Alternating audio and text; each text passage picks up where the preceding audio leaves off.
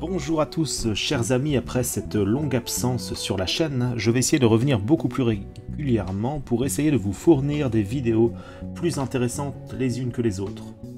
Nous avons atteint les plus de 720 abonnés récemment, et donc le succès est toujours croissant malgré mon manque d'activité. Donc je vais essayer de le rendre beaucoup plus actif, et si vous souhaitez me soutenir justement pour m'inciter à produire beaucoup plus de choses, n'hésitez pas à lâcher un petit pouce vers le haut, un commentaire pour lequel j'essaierai de répondre au maximum. Et puis je vais laisser un lien sur mon Patreon que j'ouvre et que je vous propose justement dans la description. Donc n'hésitez pas à aller dessus, ça vous coûtera quelque chose comme 1 ou 2 cafés par mois. Et je vais, dès le premier inscrit justement, proposer du contenu beaucoup plus premium sur des projets de plus en plus intéressants, des coulisses de tout ce qui est autour de la création, de ce que je prépare, mes illustrations, etc. Coulisses sous forme de tutos et de plein d'autres surprises, et puis même, au bout d'un certain nombre de personnes, j'essaierai d'organiser des concours mensuels sur lesquels vous pourrez gagner des goodies justement autour de mes créations, comme des mugs, des t-shirts, plein de choses comme ça. Et d'ailleurs, vous allez pouvoir participer pour choisir un petit peu ce que je vais vous proposer. Donc voilà, venons-en aux faits. Et pour ce premier petit tuto retour, je vais vous proposer une petite astuce toute simple, quelque chose de vraiment très simple pour que tout le monde puisse réaliser ça facilement. Et ça va vous servir dans la vie de tous les jours sur Blender, parce que vous allez voir que c'est super simple. Parfois on s'imagine des choses très compliquées, alors que c'est super simple à réaliser. Donc je vais essayer de vulgariser ça au maximum, et ça va vous servir pour créer toutes sortes d'objets, et surtout au niveau des textures. Donc on va faire tout simplement un mur. Donc pour ça, quelle est la meilleure façon de réaliser un mur? Tout simplement, vous n'allez pas chercher un cube que vous allez régler sur l'épaisseur et tout ça. En fait, il suffit simplement d'un petit plan comme ça. Voilà, je vais l'orienter avec une rotation RX90, je l'oriente à 90 degrés. Je vais le déplacer vers le haut GZ1 de 1 mètre, vu que le plan par défaut il fait 2 mètres, pour le placer sur la grille, et qu'il est placé au centre, j'ai juste à le déplacer vers le haut de 1 mètre, comme ça, puis après je peux l'agrandir si je veux conserver justement le fait que mon mur touche la grille ici, histoire d'être bien organisé. Je vais juste le modifier en mode Edit. Ici, j'appuie sur Tabulation pour passer en mode Edit. Je prends ma sélection de segments. Et ici, je sélectionne le segment ici ou sur le côté pour l'agrandir dans un sens ou dans un autre. Et je fais un GX. Alors non, plutôt, si je prends le segment du haut, un GZ. Comme ça, je contrains son déplacement sur l'axe Z. Avec la touche CTRL, je me déplace de mètre en mètre. Ça me permet d'être précis. Puis on va faire simplement un mur de 2 mètres ici. Et là, je vais faire un G, cette fois-ci sur X, sur l'axe X, contraindre le déplacement de ce segment sur l'axe X, avec la touche CTRL pour me déplacer de mètre en mètre sur la grille. Comme ça, ça me permet vraiment d'avoir quelque chose de précis et de droit. Ici, voilà, on va simplement faire un mur comme ça. Et pour son épaisseur, je vais faire tabulation, je repasse en mode objet. Je vais juste aller chercher ici un modificateur qui va être le modificateur solidifié. Ça va lui donner une épaisseur ici. Et l'épaisseur, on va dire par exemple 10 cm. Alors vous savez que la mesure dans Blender, par défaut, est réglée en mètres, mais vous pouvez très bien donner une épaisseur en centimètres, en millimètres, etc. Car Blender va le convertir automatiquement. Donc par exemple, je vais mettre 15 cm pour 15 cm, j'appuie sur Entrée, et il me l'a converti en mètres, 0,15 mètres. Autre petite chose, si vous voulez avoir un visuel un petit peu plus attrayant dans votre vue courante ici, vous pouvez marquer un petit peu les arêtes en activant, parce que là je suis sur la rendu sans texture, mais uniquement le rendu en solide. Vous pouvez activer ici sur la petite flèche la cavité, et là tout de suite, regardez, les arêtes sont un petit peu plus marquées, c'est plus agréable à l'œil, et puis on voit tout de suite l'épaisseur de mon mur. Voilà pour ce petit détail. Ce que je pourrais faire aussi, à la suite de ce modificateur solidifié, que je vais appliquer, car je vais appliquer une texture tout autour de mon objet. Donc je vais appliquer le modificateur solidifié, appliquer, comme ça. Cette fois-ci, mon mur est réellement modélisé, et non plus modélisé avec le modificateur, qui est une modélisation procédurale, alors que la modélisation était restée un simple plan. Donc là, j'appuie sur Tabulation, et je me rends compte, vous voyez bien, que mon objet est bien modélisé en tous sens. Alors je peux prendre la sélection de points, de segments, de face, voilà, comme ça. Là je suis embêté, vu que j'ai agrandi mon mur dans un sens, et bien le centre de mon objet est resté à son endroit initial, qui est le centre ici de mon plan quand je l'avais déplacé ici. Si je veux le remettre au bon endroit, je fais juste un clic droit de la souris et je vais faire définir origine vers géométrie. Et ça va placer le centre absolument au centre de ma géométrie. Regardez, je me mets avec la touche 1 du pavé numérique en vue de face, je vois bien que c'est bien au centre ici. 3, je passe en vue de côté, touche 3 du pavé numérique, et je vois bien que c'est au centre aussi ici, pour les débutants qui ne connaissaient pas encore cette fonctionnalité. Donc allons directement essayer de gérer nos textures. Alors déjà, petite vérification, ici vous pouvez faire venir le menu ici avec la touche N aussi. Mes échelles sont restées à la bonne taille, parce que j'ai agrandi mon objet en mode edit, en déplaçant les segments comme je vous avais montré. Si j'avais agrandi avec l'échelle et tout ça en mode objet, eh ben j'ai mes échelles qui auraient été déformées ici, et donc mes textures, les modificateurs que j'ajouterais sur mon objet allaient être déformés aussi.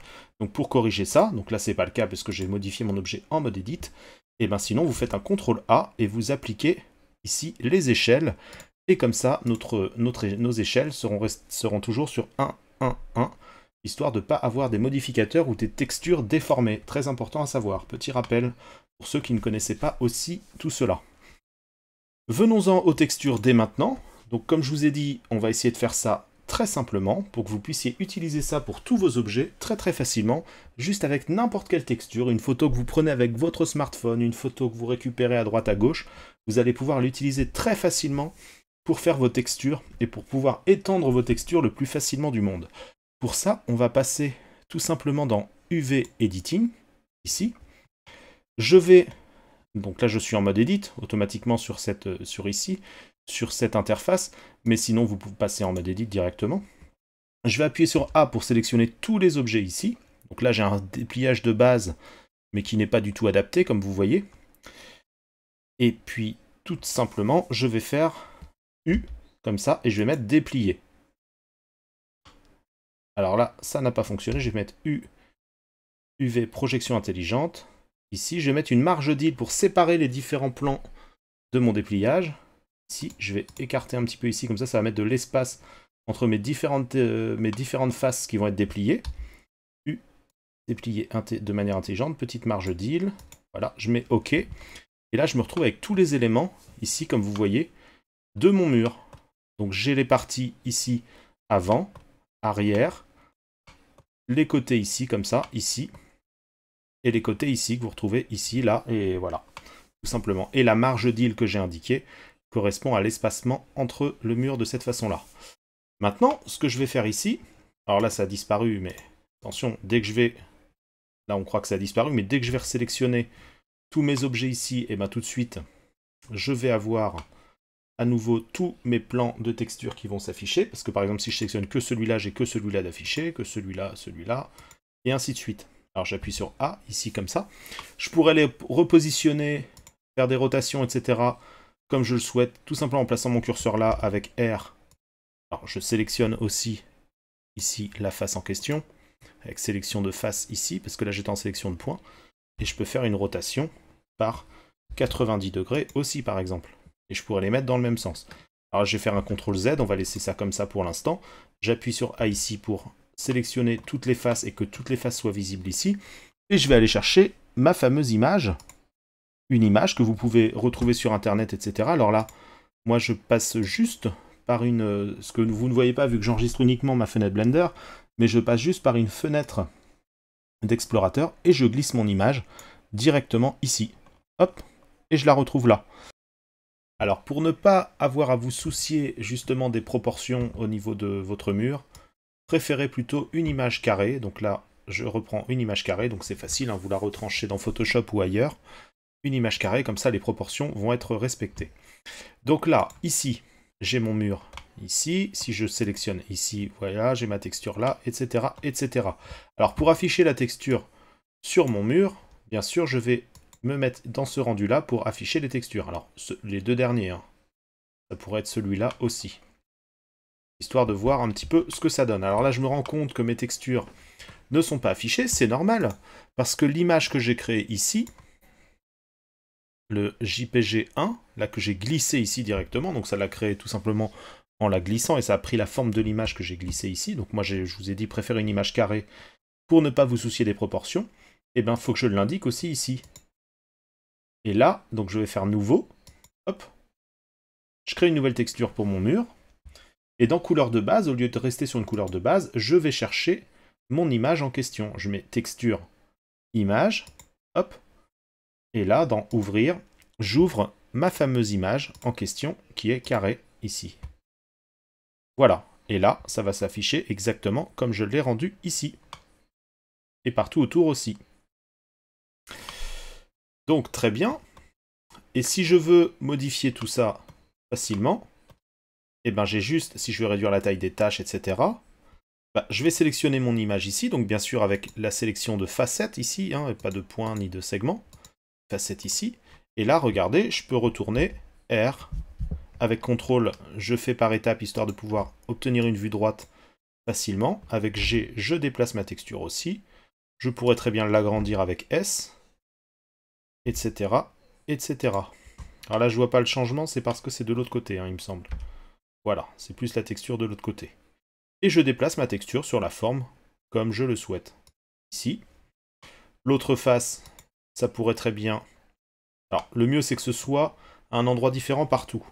Alors, je vais faire A, je resélectionne tout, ici, et je vais refaire à nouveau une projection comme ça. Projection intelligente.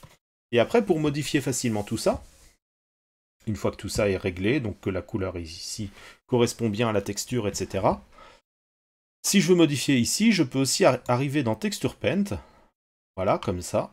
J'ai à peu près la même visualisation ici et là. Et là, directement sur mon mur, alors il y a plein d'autres solutions d'utiliser Texture Paint, mais là, comme je vous ai dit, je reste au plus simple pour un exemple concret. Là, si je veux modifier l'emplacement des tâches, supprimer certaines tâches, etc., je peux utiliser l'outil tampon, ou l'outil plutôt cloné, qui correspond à l'outil tampon dans Photoshop. Je peux changer le rayon, la force, c'est-à-dire l'opacité. D'ailleurs, je vais réduire un petit peu la force pour que ça se fonde un petit peu dans le décor. Et avec Alt, ou avec CTRL plutôt, avec CTRL, je vais choisir une zone que je vais vouloir cloner. Donc cette zone-là en l'occurrence, alors je vais me mettre plutôt en vue droite, ça va être plus pratique. Avec CTRL, je choisis cette zone-là, c'est cette zone-là que je vais cloner, et je peux ainsi effacer les tâches. Là, ça le fait de manière très douce, parce que la force est légère, mais si je mets la force au maximum, je reprends vraiment la zone que j'ai ici. Si par exemple je veux copier cette tâche-là et la mettre ici, et ben voilà, je la copie. Ainsi de suite, si je veux quelque chose d'un peu plus sobre ici, je copie cet endroit-là. Alors là, bien sûr, on voit un petit peu les rustines que l'on ajoute, parce que la force est très importante. Je réduis, alors là, je peux régler la pression, si ça prend en compte la pression, c'est si j'utilise un stylet. Alors ça ne va pas avoir d'influence si j'utilise une souris. Ici, je réduis un petit peu la force pour que ça se fonde un petit peu dans le décor et que ce soit un petit peu moins choqué, comme ça, choquant. Hop, je prends une zone un petit peu propre, et ça me permet de pouvoir plus ou moins effacer les grosses crevasses en fait qu'il peut y avoir dans mon mur, tout en restant ici sur la même zone. Ce qui est bien, c'est de changer un peu de zone, parce que sinon on va avoir l'impression qu'on retrouve un petit peu le même endroit. Et on peut faire ça pour toutes les textures. C'est-à-dire que si jamais mon mur était prolongé ici, et que je voudrais encore de la texture d'ici, mais que ma texture est trop courte, eh ben c'est pas grave. Je vais prendre une partie ici pour la cloner de ce côté-là. Par ici, tout simplement. Donc c'est super intéressant. Et donc je refais ça rapidement, et voilà. C'était la petite astuce du jour. Vous pouvez faire ça avec des vêtements, tout ce que vous voulez, du tissu, des motifs de vêtements, enfin voilà, tout ce que vous souhaitez. Et je reclone ici, donc soit j'efface les petites aspérités en gérant avec la force, ou soit au contraire, j'en rajoute. Je veux des marques ici, cette marque-là ici. Si j'ai un dessin particulier que je veux remettre en motif, eh ben je peux le dupliquer ainsi de cette façon-là, etc., etc. Voilà pour une utilisation simple de l'outil clonage et pour créer une texture rapidement avec n'importe quelle image. Donc prenez en photo ce qui vous intéresse et ce que vous voulez mettre sur vos objets et suivez la méthode que je viens de vous montrer. Autre petit détail qui a son importance, regardez, je retourne ici dans mon interface de base, je mets la visualisation texture ici. Et si j'ai envie, par exemple, de partager mon fichier, de garder mon fichier, mais sans être obligé d'entraîner avec ce fichier-là la texture image. Parce que bien sûr, il faut que vous donnez, si par exemple vous changez, le fichier change d'ordinateur, il faut bien sûr que dans la texture ici de mon matériau, il faut que je retrouve le lien de l'image par rapport au PC. Mais ce que je peux faire, c'est empaqueter directement la photo à l'intérieur même de mon fichier. Et pour ça, je vais passer par ici, fichier, données externes, et là, je peux faire pack ressources. Hop. Et là, j'ai packé un fichier. Résultat, si je vais voir un petit peu plus précisément dans mon fichier, ici, je n'ai plus de lien vers un dossier pour aller chercher dans l'ordinateur, mais je peux dépacter l'élément que j'ai empaqueté dans un dossier du nouvel ordinateur. Voilà. Si vous avez d'autres questions ou d'autres envies de tuto à l'avenir, n'hésitez pas à me le demander dans les commentaires. Je vais essayer de reprendre l'activité sur la chaîne et d'approcher rapidement les 1000 abonnés. Ce serait très très bien, histoire de pouvoir organiser des petits événements parce que vous êtes un petit peu plus nombreux. Et rejoignez le Patreon que je vous mets en lien dans la description pour me soutenir et pour avoir accès à plein de choses. Et surtout que les premiers arrivants, je vais essayer de les gâter un petit peu avec un concours qui va se mettre en place très rapidement. Alors si vous êtes que 3-4 au début, vous avez toutes les chances de remporter un goodies que vous recevrez directement chez vous. Donc un goodies assez unique. Donc je vais faire des petits événements comme ça, donc n'hésitez pas à rejoindre. Et je vous dis à très bientôt pour une vidéo, dans je l'espère, même pas une semaine. Normalement ça devrait arriver très vite, tout dépend. S'il y a des réactions, si vous me montrez un petit peu votre envie, eh ben je serai là. Je reviendrai très très prochainement. À bientôt.